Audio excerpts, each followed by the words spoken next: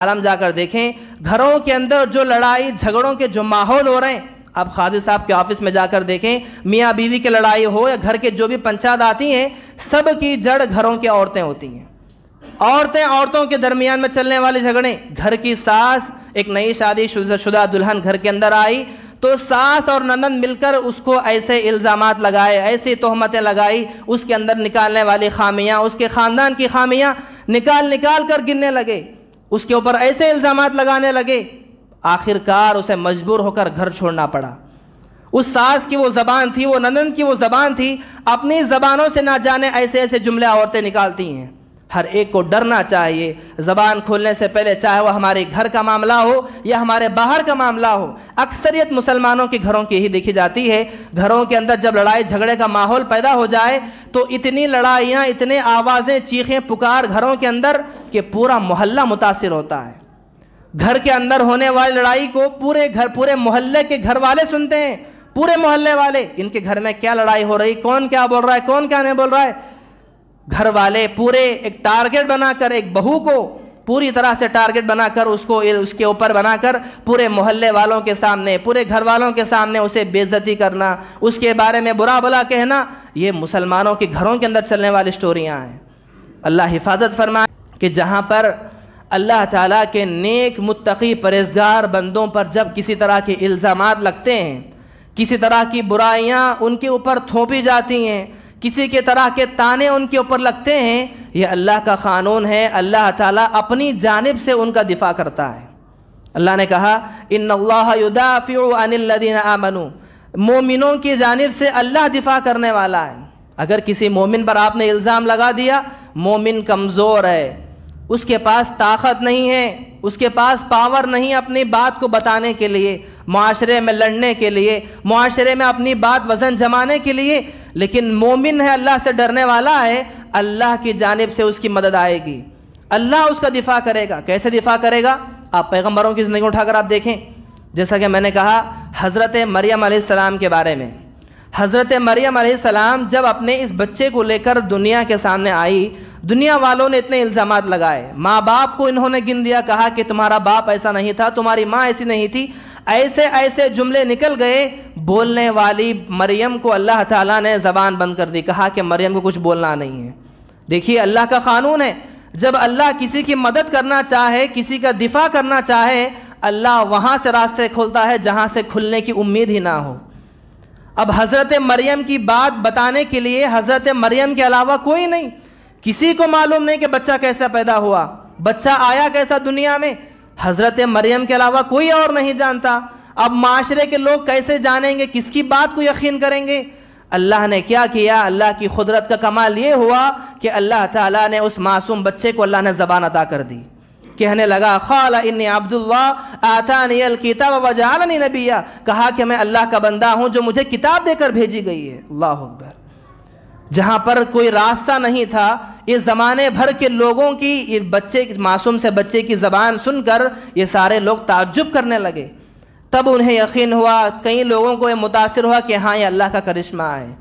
اگر وہ بچہ زبان نہ کھولتا تو حضرت مریم کی گواہی دینے والا کے دن آپ نے فرمایا کہ جب معراج کی رات پر میں گیا تو مجھے جنت و جہنم کی سیر کروائی گئی، جہنم کے اندر میں نے دیکھا، کن کو دیکھا؟ ایک ایسے لوگ تھے جن کے ناخن تانبے کے، اپنے ناخنوں سے اپنے چہرے کے، اپنے جسم کے گوشت کو نوچ رہے تھے۔ میں نے پوچھا کہ لوگ کون ہیں؟ مجھے بتایا گیا کہ یہ وہی لوگ ہیں جو دنیا کے اندر لوگوں کا گوشت کھایا کرتے تھے، یعنی لوگوں کے پیٹھ پیچھے ان کی برائی کرنے والے، لوگوں کے اوپر الزامات لگانے والے، لوگوں کی عزتوں سے کھیلنے والے، دنیا کے اندر لوگ والے تھے جو دو لوگوں کا دنیا میں کھایا کرتے تھے۔ آج سزا یہ دی جا رہی ہے، یہ لوگ ان کا گوشت خود ہی کھا رہے ہیں۔ اللہ اکبر۔ اگر میں نے کسی کے بارے میں الزام لگایا ہے تو مجھے چاہیے کہ میں گواہ پیش کروں، اور گواہ میں پیش نہیں کر سکتا، میں نے بس ایسے ہی منہ میں آنے کے پر اوپر میں نے الزام لگا دیا ہے، چاہے زنا کا ہو یا کسی اور کا ہو، کسی کے مال کھانے کے اوپر ہو، کسی کے پیسے ڈبانے کے چکر میں ہو، کسی کا کچھ کھایا ہو، ایسے الزامات میں نے کچھ لگا دیے، نہ میرے پاس گواہ موجود ہے، نہ کوئی ثبوت موجود ہے۔ قرآن کیا کہتا ہے اس کے بارے میں؟ سب سے پہلی سزا اسے یہ دی جائے گی کہ اسے جو ہے کوڑے مارے جائیں گے، سب سے پہلے اسے مسلمانوں کی جو اس کی اجتماعیت جو ہوتی ہے اسے کوڑے مارے جائیں گے، اور کوڑے مارنے کے بعد دوسری سزا کیا ہے اس کی؟ اسے جو ہے اس کی جہاں بھی گواہی دینے کا موقع آتا ہے اس کی گواہی رد کر دی جائے گی، وہ آدمی کی گواہی کہیں دی جائے گی۔ موقع پر ہو، عید کا چاند نظر آئے تو گواہ دینے کے لیے کچھ شرائط ہیں، اسی کی گواہی لی جائے گی۔ چاند کے موقع پر نہیں، عدالت کے طور پر کسی کے نکاح میں، کسی کے معاملات میں، کسی کے لین دین میں جو آدمی کسی مسلمان پر ناحق الزام لگاتا ہے، اس کی عزت و آبرو سے کھیلتا ہے، اس آدمی کی گواہی منظور نہیں کی جائے گی، کبھی بھی نہیں کی جائے گی۔ اور اس سے بڑی سزا کیا ہے؟ وَأُولَٰئِكَ هُمُ الْفَاسِقُونَ، ایسے لوگوں کو کل قیامت کے دن اللہ تعالیٰ فاسقوں کی تمام انبیاء علیہ السلام پر، بالخصوص میرے اور آپ کے آخری نبی جناب محمد رسول اللہ صلی اللہ علیہ وسلم مقدسہ پر، اللہم صلی وسلم بارک علیہ۔ محترم حاضرین، خطبہ مسنونہ کے بعد میں نے آپ کے سامنے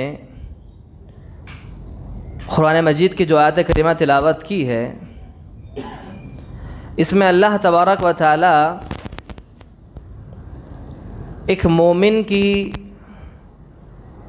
عزت و آبرو، ایک مومن کا مقام و مرتبہ کیا ہوتا ہے، اور اس کو بیجا الزامات اللہ نے ارشاد فرمایا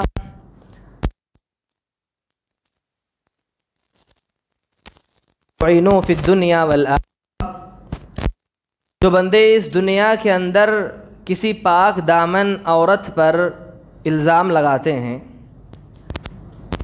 کسی پاک دامن عورت پر یا کسی پاک دامن مرد پر، کسی بھی انسان پر الزام لگاتے ہیں ناحق کے، ایسے انسانوں پر دنیا کے اندر بھی اللہ تعالیٰ کی لعنتیں ہیں، اور قیامت کے دن بھی ایسے لوگوں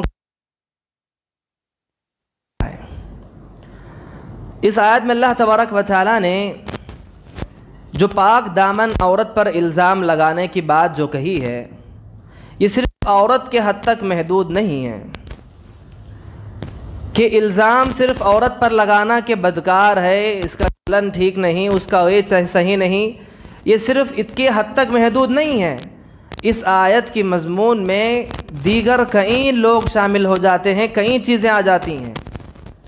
مطلب یہ کہ اللہ نے بتانا چاہا کہ ہر اس آدمی کو کہ آپ کسی کے اوپر بھی الزام لگائیں، ناحق کے کسی کے اوپر الزام لگانا، ناحق کے کسی کے بارے میں بولنا، گویا دنیا کے اندر اللہ کی لعنتوں کے ہم مستحق ٹھہریں گے، اور دوسری بات تو قیامت کے دن ہمارے لیے دردناک عذاب ہوگا۔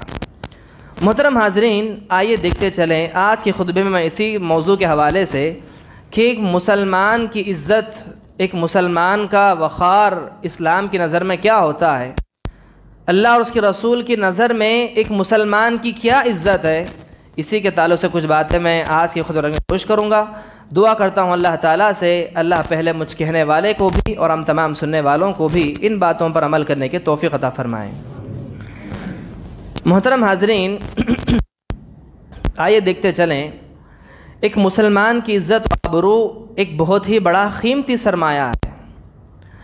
کیسا قیمتی سرمایہ کہ جیسے اللہ کے نبی نے فرمایا کہ ایک مسلمان کی جان معزز ہے، محترم ہے، ایک مسلمان مال محترم ہے، اسی طرح سے ایک مسلمان کی عزت و آبرو بھی معزز و محترم ہے۔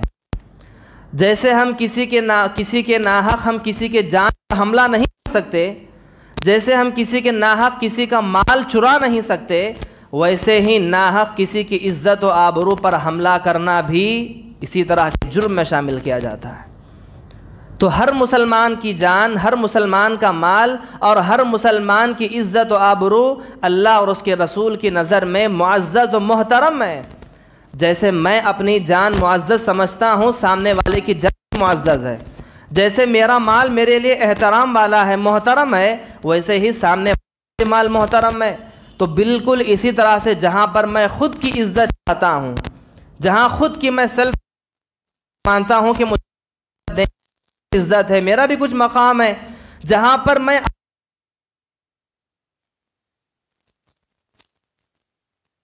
سمجھوں، دیکھوں کہ اس کی سامنے والے کی اس مرتبہ ہے. اگر میں یہ نہیں کہ میں صرف دیکھتا ہوں سامنے والے کے، نہ مجھے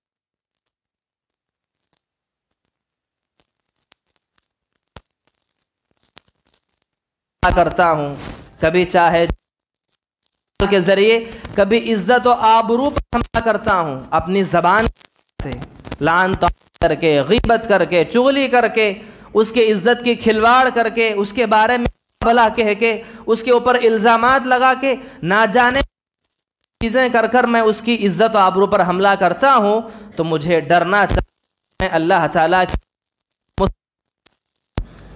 آئیے محترم حاضرین دیکھتے چلیں، ایک مسلمان کی عزت، ایک مسلمان کا وقار اللہ اور اس کے رسول کی نظر میں کیا ہے جانتے ہیں؟ قربان جائیے اللہ کے نبی صلی اللہ علیہ وسلم پر. اللہ کے نبی صلی اللہ علیہ وسلم خانہ کعبہ کے سامنے کھڑے ہو کر آپ نے خانہ کعبہ کو دیکھ فرمایا. کیا فرمایا آپ نے؟ کہا کہ خانہ کعبہ کو دیکھ کر خانہ کعبہ سے مخاطب ہو کر کہا کہ اے خانہ کعبہ، تیری حرمت اللہ کے نزدیک جتنی ہے اس سے زیادہ حرمت ایک مسلمان، ایک مومن کی ہے. اللہ اکبر. اللہ کے نزدیک خانہ کعبہ کی حرمت زیادہ ایک مسلمان، ایک مومن کی ہے. مطلب کہ اللہ کے نزدیک ایک مسلمان کا، ایک مقام کا، ایک مسلمان اتنا بلند ہے. تو سمجھ جاؤ ہم خانہ کعبہ کا جب جاتے ہیں تو لوگ پیٹ جانا پسند نہیں کرتے، خانہ کعبہ کی جانب کرنا پسند نہیں کرتے، قبلے کے پیر نہیں کرتے. کیوں؟ کیونکہ قبلہ ہے، اس طرف قبلہ ہے، پیر نہیں کرنا ہے. کئی لوگ تو پیٹ بھی کھاتے، تھوکنا ہے. تو یہ چھوٹی چیز، ایک مسلمان کی عزت جس کے اللہ کے نزدیک ہے، ہم اس کی پرواہ نہیں کرتے. آئیے محترم حاضرین دیکھتے چلیں اللہ کے نبی صلی اللہ علیہ وسلم نے کیا فرمایا کہ ضروری نہیں کہ انسان کسی کی جان پر حملہ کرے، کسی کے مال پر حملہ کرے، کسی کی عزت و آبرو پر حملہ کرے. انسان برا ہونے کے، اگر میں اللہ کے نزدیک برا ہونا چاہتا ہوں، اگر میں اللہ کے نزدیک اللہ کی نگاہ ہونے کے لیے مجھے بڑے بڑے گناہ کرنے کی ضرورت نہیں. اگر میں نے کسی مسلمان دیکھا تو میں اللہ کے نزدیک برا ہو چکا ہوں. صرف حقارت کی نگاہ سے دیکھنے پر ایک مسلمان کو، ایک مومن کو میں حقیر سمجھتا ہوں، اس کا میرے نزدیک، میرے نگاہوں میں، میرے آنکھوں میں اس کا تباہ نہیں. میں اپنے نگاہوں سے دیکھتا ہوں. یہ حقارت کی نگاہوں سے دیکھنا بھی گویا اللہ کے نزدیک اپنے آپ آنے کے برابر ہے. محترم حاضرین ایک جگہ پر اللہ کے نبی صلی اللہ علیہ وسلم نے، بلکہ یوں سمجھیے کہ کسی کی عزت و آبرو پر حملہ کرنا، کسی کی عزتوں پر کھیلنا، یہ منافقوں کا کردار ہے. ایک جگہ پر اللہ کے نبی نے فرمایا، آپ نے فرمایا کہ لوگوں، جو لوگ ایمان لائے ہو، جو ابھی تک اسلام کے اندر داخل ہو چکے ہیں، ان لوگ ابھی تک پوری طرح سے مان لو کہ مسلمانوں کی عزتوں پر حملہ نہ کرو، مسلمانوں کی غیبت نہ کرو، مسلمان نہ کرو. بلکہ جو لوگ اسلام کے اندر آ تو چکے تھے لیکن منافق تھے، جو کبھی ادھر کبھی ادھر جانے والے، کبھی ادھر بتانے والے، ایسے لوگوں سے اللہ کے نبی نے فرمایا. تو پتہ چلا کہ یہ کسی کے اوپر الزام لگانا، کسی کی غیبت کرنا، چغلی کرنا، یہ منافقوں کا کردار ہے. اور آئیے دیکھتے چلیں اس بارے میں کتنی وعیدیں آتی ہیں. بڑی سے بڑی وعیدیں اللہ کے نبی نے بیان فرمائی. ایک تو اللہ کا خاص ہے، والذین یرمون المحصنات ثم لم یأتوا بأربعة شهداء فجلدوهم 80 جلدة ولا تقبلوا لهم شهادة أبدا وأولئک فاسقون. اللہ نے کہا کہ اگر کوئی انسان کسی کے اوپر الزام لگاتا ہے، مثال یہ آیت نازل ہوئی زانیہ عورت کے اوپر، اگر ہم کسی کے اوپر زنا کا الزام لگا رہے ہیں کہ وہ زانی ہے، قرآن نے کہا کہ جب تک وہ 3 گواہ پیش نہ کر دے، جب تک 3 گواہ پیش نہ کر دے وہ گناہ ثابت نہیں ہے، کوئی بول نہیں سکتا. اگر میں نے کسی کے بارے میں الزام لگایا ہے تو مجھے چاہیے کہ میں گواہ پیش کروں، اور گواہ میں پیش نہیں کر سکتا، میں نے بس ایسے ہی منہ میں آنے کے پر اوپر میں نے الزام لگا دیا ہے، چاہے زنا کا ہو یا کسی اور کا ہو، کسی کے مال کھانے کے اوپر ہو، کسی کے پیسے ڈبانے کے چکر میں ہو، کسی کا کچھ کھایا ہو، ایسے ایسے الزامات میں نے کچھ لگا دیے، نہ میرے پاس گواہ موجود ہے، نہ کوئی ثبوت موجود ہے۔ قرآن کیا کہتا ہے اس کے بارے میں؟ سب سے پہلی سزا اسے یہ دی جائے گی کہ اسے جو ہے کوڑے مارے جائیں گے۔ سب سے پہلے اسے مسلمانوں کی جو اس کی اجتماعیت جو ہوتی ہے اسے کوڑے مارے جائیں گے، اور کوڑے مارنے کے بعد دوسری سزا کیا ہے اس کی؟ اسے جو ہے اس کی جہاں بھی گواہی دینے کا موقع آتا ہے اس کی گواہی رد کر دی جائے گی۔ وہ آدمی کی گواہی کہیں دی جائے گی، موقع پر ہو، عید کا چاند نظر آئے تو گواہ دینے کے لیے کچھ شرائط ہیں، اسی کی گواہی لی جائے گی۔ چاند کے موقع پر نہیں، عدالت کے طور پر کسی کے نکاح میں، کسی کے معاملات میں، کسی کے لین دین میں جو آدمی کسی مسلمان پر ناحق الزام لگاتا ہے، اس کی عزت و آبرو سے کھیلتا ہے، اس آدمی کی گواہی منظور نہیں کی جائے گی، کبھی بھی نہیں کی جائے گی۔ اور اس سے بڑی سزا کیا ہے؟ وَأُولَٰئِكَ هُمُ الْفَاسِقُونَ، ایسے لوگوں کو کل قیامت کے دن اللہ تعالیٰ فاسقوں کی فہرست میں کھڑا کرے گا۔ اللہ اکبر۔ جو گناہ گار ہوں گے، سیاہ کار ہوں گے، جن کا ٹھکانہ جہنم میں جانا ہوگا، ایسے میں یہ وہ بھی آئے گا جو دوسروں پر الزامات لگایا کرتا تھا، دوسروں کی عزتوں سے کھیلا کرتا تھا۔ محترم حاضرین، یہ تو قرآن کا قانون ہے، لیکن آئیے دیکھتے چلیں اللہ کے نبی صلی اللہ علیہ وسلم نے کتنی سخت وعیدیں بیان فرمائی۔ آپ نے فرمایا کہ جو لوگوں کی عزتوں سے کھلواڑ کرتے ہیں، لوگوں پر الزامات لگاتے ہیں، لوگوں کے بارے میں برا بھلا کہتے ہیں، لوگوں کی چغلی کرتے ہیں، ایسے لوگوں کو عذاب کیا ہوگا قیامت کے دن؟ آپ نے فرمایا کہ جب معراج کی رات پر میں گیا تو مجھے جنت و جہنم کی سیر کروائی گئی۔ جہنم کے اندر میں نے دیکھا، کن کو دیکھا؟ ایک ایسے لوگ تھے جن کے ناخن تانبے کے، اپنے ناخنوں سے اپنے چہرے کے، اپنے جسم کے گوشت کو نوچ رہے تھے۔ میں نے پوچھا کہ لوگ کون ہیں؟ مجھے بتایا گیا کہ یہ وہی لوگ ہیں جو دنیا کے اندر لوگوں کا گوشت کھایا کرتے تھے، یعنی لوگوں کے پیٹھ پیچھے ان کی برائی کرنے والے، لوگوں کے اوپر الزامات لگانے والے، لوگوں کی عزتوں سے کھیلنے والے، دنیا کے اندر لوگ والے تھے جو لوگوں کا دنیا میں کھایا کرتے تھے۔ آج سزا یہ دی جا رہی ہے، یہ لوگ ان کا گوشت خود ہی کھا رہے ہیں۔ اللہ اکبر۔ محترم حاضرین، آئیے دیکھتے چلیں کہ اس کائنات کے اندر تاریخ سے ایک انسان کا اہم رول رہا ہے۔ انسان کی ایک فطرت ہے، وہ کیا ہے؟ اللہ تعالیٰ نے بنایا ہے، میرے اندر بھی، آپ کے اندر بھی، حسد، جلن، لوگوں کو دیکھ کر جو ہے کسی کو ناپسند کرنا، کسی کو پسند کرنا، کسی سے حسد کرنا، کسی کے بارے میں بغض رکھنا، یہ ہر انسان کے اندر پایا جاتا ہے، کوئی سے بچا نہیں ہے۔ کوئی اللہ والے نیک اپنے آپ کو پاک کرنے والے، اپنے آپ کو بچانے والے ہوں گے اللہ کے۔ ہر ایک کے اندر یہ فطرت پائی جاتی ہے، کہیں نہ کہیں جگہ پر پائی جاتی ہے۔ تو زمانے بھر میں دیکھا گیا کہ ایسے نادان گزرے جن لوگوں نے حسد کی بنیاد پر لوگوں کی عزتوں سے کھلواڑ کیا۔ تاریخ میں لوگوں کے ایسے ویسے، میرے آپ کی بات نہیں، تاریخ اٹھا کر آپ دیکھیں گے کہ جلیل القدر پیغمبر نہیں بچے ہیں اس چیز سے۔ آج ہم سمجھتے ہیں کہ کوئی آدمی ہماری عزت نکال دے، ہمارے بارے میں کچھ برا بھلا کہہ دے، ہمارے بارے میں کچھ الزام لگا دے تو ہم سمجھتے ہیں کہ بڑا ستم ہمارے اوپر ڈھایا ہے۔ یہ ستم کچھ اور نہیں، اس سے بڑے بڑے ستم پیغمبروں پر گزرے ہیں۔ پیغمبروں کو جس طرح کی زبانیں پیغمبروں پر چلی ہیں، اس کائنات میں اس طرح کی زبان کسی کے اوپر نہیں چلی۔ قربان جائیے، اللہ کے نبی صلی اللہ علیہ وسلم پیغمبروں کو اٹھا کر آپ دیکھ لیں کہ جو پیغمبر، جو اللہ کا رسول بن کر دنیا کے اندر آتا، اس رسول کے بارے میں لوگ کیا کیا کہتے، دل میں آئے ذرا کہ اپنی زبان کھولا کرتے تھے، نہ جانے الزامات لگاتے تھے، ایسی کڑوی زبان کھلتی تھی پیغمبروں کے بارے میں۔ اللہ اکبر۔ تاریخ اٹھا کر آپ دیکھیں گے، سب سے پہلے سورہ بقرہ جب ہم تلاوت کرتے ہیں تو حضرت سلیمان علیہ السلام کا واقعہ جہاں پر اللہ نے بیان کیا۔ سلیمان علیہ السلام کے زمانے میں جادو ایک عروج پر چل رہا تھا۔ جادو کرنا، لوگوں کو ستانا، جادو کے ذریعے سے لوگوں کی زندگیوں سے کھیلنا، یہ علاج اتنا زیادہ عروج پر آیا۔ سلیمان علیہ السلام نے دیکھا کہ اگر یہ سلسلہ یوں ہی چلتا رہا تو زندگیاں تباہ ہو جائیں گی۔ جتنے جادو کی کتابیں تھیں، جتنے جادو تھا، وہ تمام کتابیں، وہ تمام علوم سلیمان علیہ السلام نے منگوا کر اپنا جو تخت تھا، کرسی تھی جس پر بیٹھا کرتے تھے، اس تخت پر اس کرسی کو ہٹا کر وہیں کتابوں کو دفن کر دیا۔ پورے جتنے جادو کی کتابیں تھیں، جادو کا جتنا علم تھا اس زمانے میں، پورا علم جمع کر کے اپنے تخت کے نیچے دفن کر دیے۔ سلیمان علیہ السلام کا دور چلا، آپ کی خلافت کے بعد، آپ کے دور کے بعد جیسے آپ دنیا سے رخصت ہو گئے، ان شیطانوں نے، ان فاسقوں نے، شیاطین نے، فاسق لوگوں نے کیا کیا؟ سلیمان علیہ السلام پر کفر کا الزام لگایا۔ کیا کہا؟ ونعوذ باللہ، کہا کہ سلیمان کی جو طاقتیں تھیں یہ کوئی اللہ کا کرشمہ نہیں تھا۔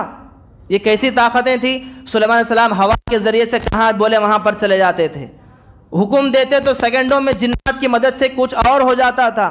آپ کی حکومت اس طرح تھی کہ کسی کو ملی نہیں۔ اتنی بڑی حکومت، اتنے سپر پاور جو آپ کو دیے گئے تھے، یہ کوئی اللہ کا کرشمہ نہیں ہے بلکہ تمام چیزیں جادو ہیں۔ ونعوذ باللہ، سلیمان علیہ السلام کفر کر رہے تھے، یہ ایسا الزام انہوں نے لگایا، لیکن اللہ تعالیٰ نے اس کا دفاع کیا۔ اللہ نے کہا وَمَا كَفَرَ سُلَيْمَانُ وَلَكِنَّ الشَّيَاطِينَ كَفَرُوا يُعَلِّمُونَ النَّاسَ السِّحْرَ، یہ جادوگروں نے اور ان جو اسے فاسقوں نے، شیاطین نے الزام لگایا ہے سلیمان کفر کرنے والے نہیں تھے۔ اللہ اکبر۔ تو پتہ چلا کہ پیغمبروں کو ان لوگوں نے نہیں چھوڑا ہے۔ اب دیکھیں گے یوسف علیہ السلام کی زندگی کو اٹھا کر آپ دیکھیں، یوسف علیہ السلام اتنی پاک دامن جن کا کردار، معصومیت کے عالم میں بھائیوں نے اٹھا کر کنویں میں ڈال دیا۔ کنویں کے زمانے سے نکل کر آپ بازار میں بیچے گئے، مصر میں گئے، آپ کے اوپر امتحانات آئے، امتحانات کے اوپر امتحانات آپ کے اوپر آئے، آخر کار اللہ نے آپ کو مقام عطا کیا۔ کیا مقام دیا؟ آپ کو وزیر خزانہ بنایا، فائنانس منسٹر آپ کو بنا دیا گیا مصر کا۔ وقت کے فائنانس منسٹر بننے کے بعد وہی بھائی جنہوں نے کنویں پھینکا تھا، وہ پورے بھائی مل کر یوسف علیہ السلام کے پاس آئے۔ بنیامین کا ایک واقعہ پیش آیا، بھائی کو چوری کے الزام میں پکڑ لیا گیا، الزام لگایا گیا کہ بنیامین چوری کی ہے۔ معاملہ جب چل رہا تھا تو ان بھائیوں نے کیا کیا جانتے ہیں؟ بنیامین جب پکڑے گئے چوری کے الزام میں تو سارے بھائی مل کر کہنے لگے کہ بنیامین ہی نہیں، بنیامین سے پہلے ایک اور بھائی یوسف تھا، اس نے بھی چوری کی تھی۔ اللہ اکبر۔ جسے معصوم بچے کو بچپن میں پھینک دیا، یہ بھائیوں کی حسد یہاں تک نہ گئی بلکہ آگے چل کر انہیں معلوم نہیں کہ کس سے بات کر رہے ہیں، بات سننے والا یوسف بیٹھا ہے، انہیں معلوم نہیں، کہنے لگے کہ آج بنیامین نے چوری کی، اس کا بھائی ایک اور تھا، وہ بھی چور تھا۔ اللہ اکبر۔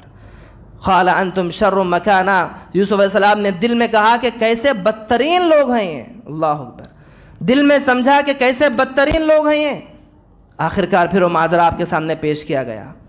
تو یہ پیغمبروں کی زندگیاں ہیں۔ آپ دیکھیں گے پاک دامن مریم علیہ السلام کے بارے میں کیا آتا ہے۔ اس پاک دامن مریم یہ بھی محفوظ نہ رہیں، اماں عائشہ صدیقہ رضی اللہ عنہا یہ بھی محفوظ نہ رہیں۔ اس سرزمین پر سب سے پاک دامن عورتیں ہیں یہ، ان سے پاک دامن کون ہو سکتی ہیں؟ ایسی عورتوں کو دنیا والوں نے نہیں چھوڑا۔ دنیا کی زبانیں، دنیا کی ترانے، دنیا کے الزامات کسی کو نہیں چھوڑی ہیں۔ مریم علیہ السلام کو اللہ تبارک و تعالیٰ نے بغیر باپ کے، اللہ نے آپ کو ایک بیٹا عطا کیا بنا شوہر کے۔ ایک معجزہ تھا اللہ کی جانب سے۔ جیسے اس معجزے کو لے کر لوگوں کے درمیان میں حضرت مریم پہنچی تو لوگوں نے کہا یا اخت ہارون ما کان ابوک امرأ سوء وما کانت امک بغیہ۔ لوگوں نے کیا کہا؟ کیسے کیسے الفاظ استعمال کیے جانتے ہیں؟ لوگوں نے کہا کہ مریم یہ کیسا کام تو نے کر دیا ہے، نہ تیرا باپ ایسا تھا نہ تیری ماں ایسی تھی۔ اللہ اکبر۔ ایسے تیرا باپ نیک تھا، تیری ماں نیک تھی، نیک ماں باپ کے بیٹ میں تو کیسی ظالم تو نے پیدا ہوئی۔ ایسے ایسے جملے لوگوں نے استعمال کیے۔ اللہ اکبر۔ کوئی بچا نہیں ہے اس دنیا کے اندر۔ پیغمبروں کی زندگیوں کو اٹھا کر آپ دیکھیں، اچھے اچھے صحابہ کی زندگیوں کو اٹھا کر آپ دیکھیں، دنیا کا معمول رہا ہے، دنیا الزامات دیتی رہی، دنیا کے تانے چلتے رہے۔ آئیے محترم حاضرین دیکھتے چلیں، ایک اللہ کا قانون یہ بھی ہے کہ جہاں پر اللہ تعالیٰ کے نیک متقی پرہیزگار بندوں پر جب کسی طرح کے الزامات لگتے ہیں، کسی طرح کی برائیاں ان کے اوپر تھوپی جاتی ہیں، کسی کے طرح کے تانے ان کے اوپر لگتے ہیں، یہ اللہ کا قانون ہے۔ اللہ تعالیٰ اپنی جانب سے ان کا دفاع کرتا ہے۔ اللہ نے کہا ان اللہ یدافع عن الذین آمنوا، مومنوں کی جانب سے اللہ دفاع کرنے والا ہے۔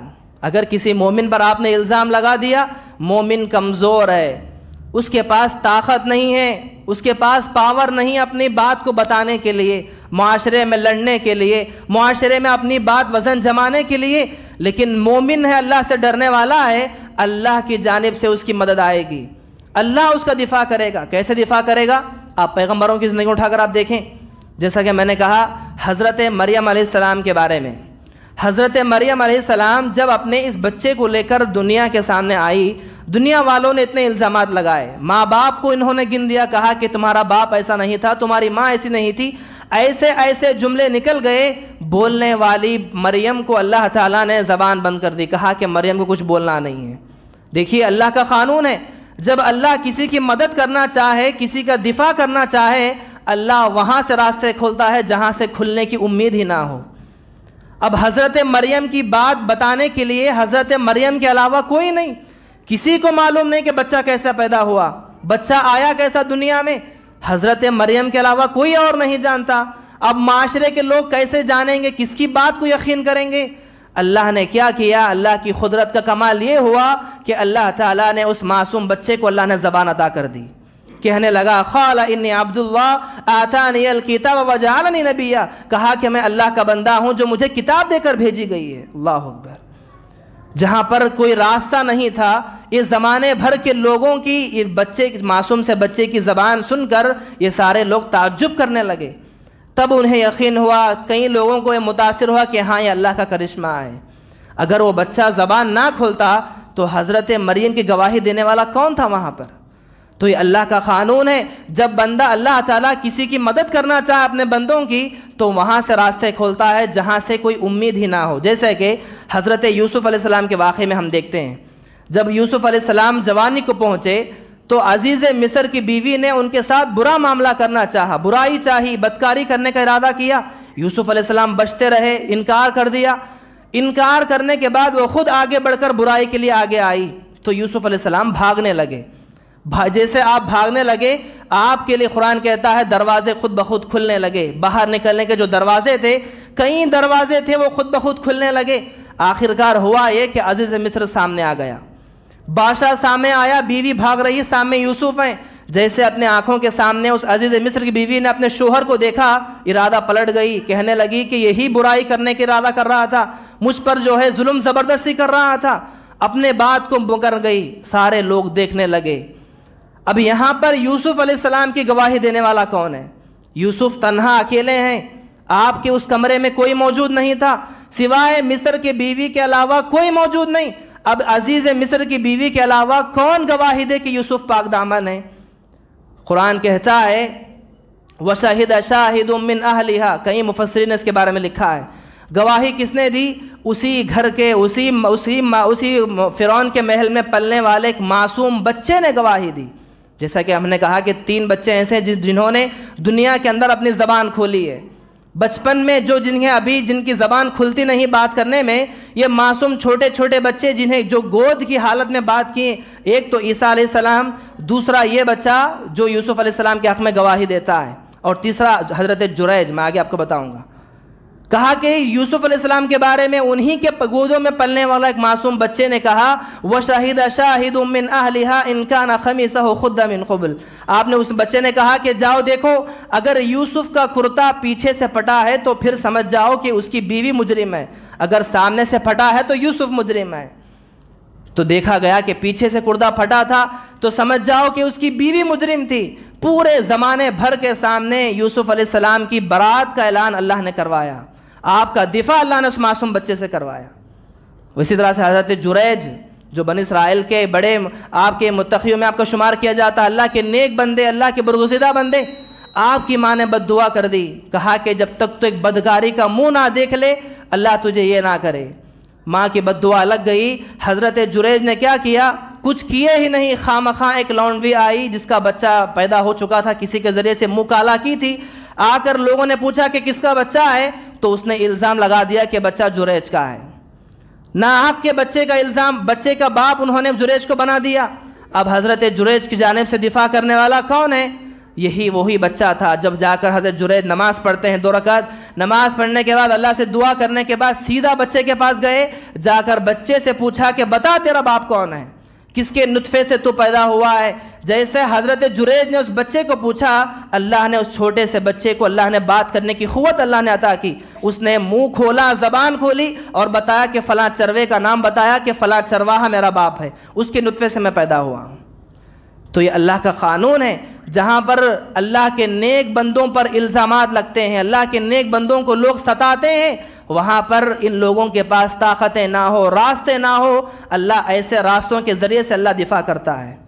محترم حاضرین، اگر کوئی بندے نہ ہو دفاع کرنے کے لیے، دیکھیے اللہ کا کیسا قانون ہے، اگر کوئی بندے موجود نہ ہو تب بھی اللہ کے ملائکہ دفاع کرتے ہیں۔ قربان جائیے، حضرت ابوبکر کی وہ حدیث ہم بار بار پڑھتے ہیں رضی اللہ تعالیٰ عنہ، ایک مجلس بیٹھی ہوئی تھی جس میں اللہ کے نبی موجود تھے، صحابہ موجود تھے، ایک آدمی آیا اور آ کر حضرت ابوبکر صدیق رضی اللہ عنہ کو گالی گلوچ کرنے لگا، حضرت ابوبکر کو برا بھلا کہنے لگا۔ کافی دیر ہو گئی، حضرت ابوبکر خاموش رہے، اللہ کے نبی خاموش رہے، برا بھلا کہنے لگا، گالیاں دینے لگا، کچھ اور کہنے لگا۔ آپ کو رہا نہ گیا تو حضرت ابوبکر بھی اٹھے، اٹھ کر آپ نے اس کا جواب دینا شروع کیا۔ جیسے جواب دیا حضرت ابوبکر نے، اللہ کے نبی وہاں سے اٹھ کر چلے گئے۔ آپ پریشان ہو گئے کہ اللہ کے نبی اٹھ کر کیوں گئے؟ پیچھے پیچھے اللہ کے نبی کے پہنچے، کہا کہ اللہ کے نبی کیا میرا جواب غلط تھا یا میں جواب دینا مجھے آپ کو پسند نہیں آیا؟ کیا بات تھی کہ آپ اٹھ کر یہاں سے چلے گئے؟ آپ نے فرمایا کہ ابو بکر، جب تک وہ آدمی تمہارے بارے میں برا بھلا کہہ رہا تھا، تمہارے اوپر گالیاں دے رہا تھا، جب تک تم خاموش تھے تمہارے بدلے میں اللہ کے ملائکہ اس کو جواب دے رہے تھے۔ جب تک تم اس کی گالیوں کو، اس کے الزامات کو سن رہے تھے، تمہاری جانب سے ملائکہ دفاع کر رہے تھے۔ جیسے تم نے زبان کھول کے جواب دینا شروع کیا، ملائکہ چلے گئے تو میں بھی اٹھ کر وہاں سے آ گیا۔ اللہ اکبر۔ تو پتہ چلا مومنوں کے لیے، اللہ سے ڈرنے والوں کے اوپر جب اس طرح کے الزامات، اس طرح کی بدکاریاں، اس طرح کی تہمتیں جب لگتی ہیں، اگر مومن کے پاس قوت طاقت نہیں ہے تو تب بھی اللہ تعالیٰ کی مدد اس طرح سے آتی ہے۔ معاشرے کے اندر ہمارا مزاج اس طرح کا بن چکا ہے آج کہ آج ہمیں ایک مسلمان کی عزت پیاری نہیں ہے۔ آج ہمیں کسی مسلمان کی عزت پیاری نہیں، جیسے اس کا مال پیارا نہیں، اس کی جان پیاری نہیں۔ نہ جانے جب چاہے ہم کسی پر حملہ کر دیتے ہیں، جان محفوظ ہو، مال محفوظ ہو، لیکن پھر بھی عزت و آبرو محفوظ نہیں ہے۔ کیسے محفوظ نہیں ہے؟ اس زمانے میں قتل کرتے تھے لوگ، آج قتل گیری کا عالم تو نہیں، زبانوں سے لوگ مار دیتے ہیں۔ ہماری زبانیں کینچیوں کی طرح چلنے والی، ہم اپنی زبانوں سے نہ جانے ایسے ایسے جملے نکالتے ہیں۔ بالخصوص خواتین کے بارے میں کیا آتا ہے، گھروں کے آپ عالم جا کر دیکھیں، گھروں کے اندر جو لڑائی جھگڑوں کے جو ماحول ہو رہے ہیں، آپ قاضی صاحب کے آفس میں جا کر دیکھیں، میاں بیوی کی لڑائی ہو یا گھر کے جو بھی پنچایت آتی ہیں، سب کی جڑ گھروں کی عورتیں ہوتی ہیں۔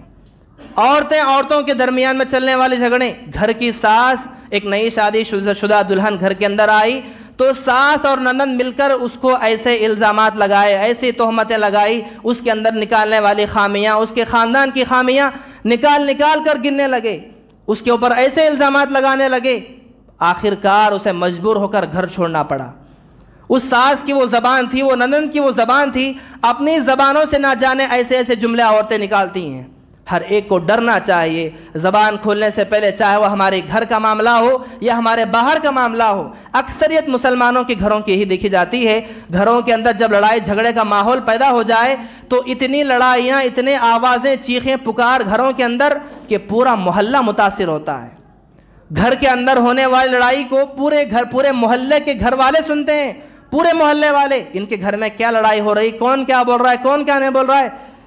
گھر والے پورے ایک ٹارگٹ بنا کر، ایک بہو کو پوری طرح سے ٹارگٹ بنا کر، اس کے اوپر بنا کر پورے محلے والوں کے سامنے، پورے گھر والوں کے سامنے اسے بے عزتی کرنا، اس کے بارے میں برا بھلا کہنا، یہ مسلمانوں کے گھروں کے اندر چلنے والی سٹوریاں ہیں۔ اللہ حفاظت فرمائے، یہ مسلمانوں کے گھر نہیں ہیں، مسلمانوں کے گھر ایسے کبھی ہوا نہیں کرتے۔ مسلمانوں کے گھروں میں ہونے والے معاملہ مسلمان کے گھر کے باہر بھی نہیں آنے چاہیے۔ گھر کے اندر معاملہ ہوا تو گھر کے اندر ہی اس کا فیصلہ ہو جائے گا۔ مسلمان کے گھر کی حالت اگر باہر آ گئی، سمجھ جاؤ کہ وہ گھر ابھی کبھی سدھرنے والا نہیں ہے۔ کسی بھی گھر کے معاملے کی بات ہو، یا جائیداد کے پراپرٹی کا معاملہ ہو یا شادی شدہ نکاح کا معاملہ ہو، اگر معاملہ گھر سے باہر نکل کر دوسرے تیسرے فرد کے پاس پہنچا ہے تو معاملہ کبھی سدھرنے والا نہیں ہے۔ اس لیے زبانوں کی حفاظت کریں، اپنے بول کو، اپنے جو جذبات ہوتے ہیں جذبات کا خیال کرتے ہوئے زبان کھولیں تو اچھی کھولیں، زبان کھولیں۔ قرآن نے کہا اگر بولنا وقولوا قولا سدیدا، بولنا چاہتے ہو تو سیدھا سیدھا بولو ورنہ خاموش بیٹھ جاؤ۔ آپ کی زبان سے اچھی بات نکلتی نہیں، آپ اچھا بول نہیں سکتے، بہتر ہے آپ خاموش ہو جائیں۔ اور ایک آخری بات کیا ہے، بات ختم کرتا ہوں. کل قیامت کے دن جو جہنم کے اندر اکثریت جن لوگوں کی جائے گی، اکثریت جہنم کے اندر جانے والے وہی لوگ ہوں گے جو اپنی زبان کی حفاظت نہ کرنے والے. یہ وہی زبان ہوگی جس زبان کے ذریعے سے اکثریت جہنم کے اندر جائے گی. زبان سے بولنے والے بول، زبان سے نکالنے والے جملے، یہی ہمیں اٹھا کر جہنم کے اندر پھینک دیں گے. اللہ ہماری حفاظت فرمائے. دعا کرتے ہیں اللہ تعالیٰ سے، اللہ تعالیٰ ہم تمام کو ہر ایک کی عزت و آبرو کا خیال کرتے ہوئے ہر ایک مسلمان کے ساتھ صحیح معاملہ کرنے کی توفیق عطا فرمائے. اور ہم تمام کو ہر جیسا ہم اپنی عزت، اپنے مال، اپنا جان ہم اپنی پیاری سمجھتے ہیں، ہر مسلمان کی جان و مال، اس کی عزت آبرو کی، اس کی بھی صحیح معنوں میں اس کی عزت کرے توفیق عطا فرمائے. اور جہاں جہاں پر مسلمانوں کے حالات برے ہیں، ناساز ہیں، اللہ تعالیٰ ان حالات کو سازگار بنائے. جہاں پر مسلمان بیمار ہیں، اللہ انہیں شفا کاملہ عاجلہ عطا فرمائے. جہاں پر مسلمان مقروض ہیں، اللہ تعالیٰ غیب سے ان کے قرضوں کو پورا فرمائے. اور جو لوگ بے اولاد ہیں، اللہ تعالیٰ انہیں نیک صالح اولاد عطا فرمائے. آمین رب العالمین. السلام علیکم ورحمۃ اللہ وبرکاتہ.